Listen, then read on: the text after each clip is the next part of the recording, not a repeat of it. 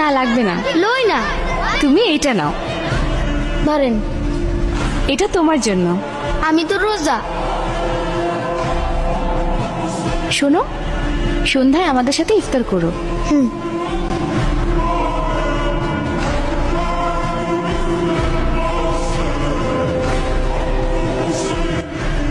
আসো আসো।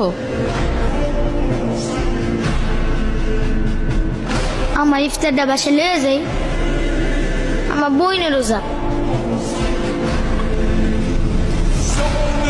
সেহরির সময় হইছে, ঘুম থেকে উঠে।